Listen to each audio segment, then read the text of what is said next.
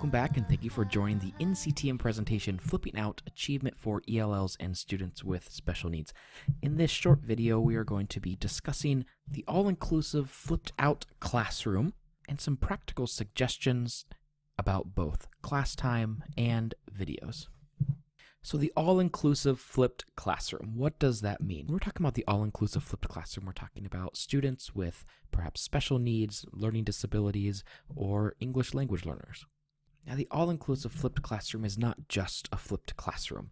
I would suggest that any flipped classroom is not just a flipped classroom where you would have the videos in preparation outside of class and the homework in class. As we talked about in earlier videos, that model seems to be a bit outdated. The flipped classroom is really about changing the role of the teacher in the classroom and the student. But we're going to touch that a little bit later in the video. If you're going to do a flipped classroom, especially with English language learners or students with special needs, the first thing that I would suggest is that you take a very close look at a standards-based grading system.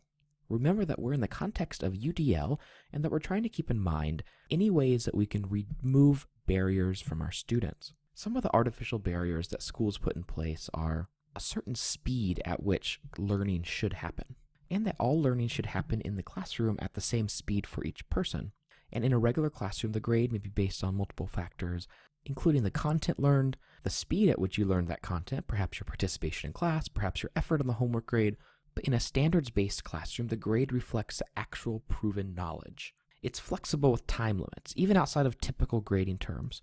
You might want to get to know your change of grade form at your school very intimately, as you'll probably be using it a lot. As an example of standards-based grading, I've gotten permission from flippedmath.com to use their site and to use some of their resources. Actually, when I was implementing the flipped classroom in my school for the first time, I used a lot of flippedmath.com's videos and resources in my own classroom until I was able to get some videos made myself. They have a wealth of knowledge, including 4 complete classes, Algebra 1, Algebra 2, Geometry, and Pre-Calculus, but they also have lots of information for parents and teachers. So let's go on over to some of the websites. Now, flippedmath.com, this is the main page you're going to get.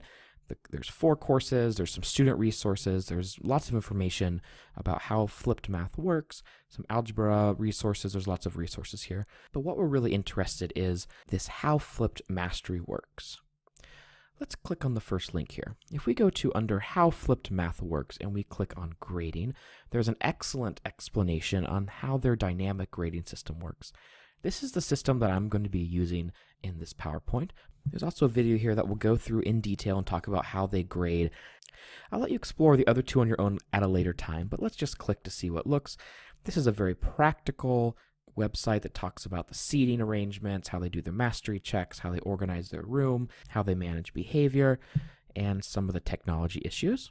And if we go to teacher frequently asked questions, there's some resources about how they make their videos, how long it takes for them, what some of the resources looks like as far as a mastery check, which we're going to talk about in a little bit, and posting videos, some really practical resources about how to implement the flipped mastery classroom at your school. I want to give a special thank you to the Algebros. They've been very generous with allowing me to use their resources both in my classroom and to share it with you today. So their system is they have a mastery checks, which is worth 50%, and the unit test is worth 50%. These are really the only 2 grading systems.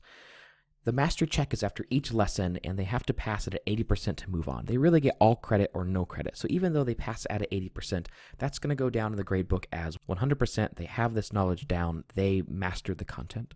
After this, they take the unit test. To go on from one unit to the next, they need to pass the previous test at a 70%.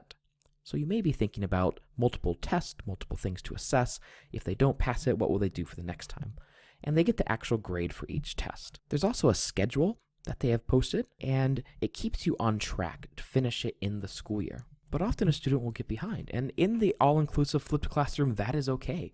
If a student is behind, their instant grade may be lower, but they know that when they catch up, when they finish the mastery check, when they finish the unit check, even if it's in another term, even if it's during the summer, that their grade will be changed, and so the final grade for the class will match what they already know. Personally, I think this is a very fair system. For example, if somebody passes the first half of algebra because it's very easy, but they start to run into trouble in the second half of algebra 1, maybe it will take them an entire year to finish. But on the transcript, if they've learned the content, it should show the grade which matches their learning.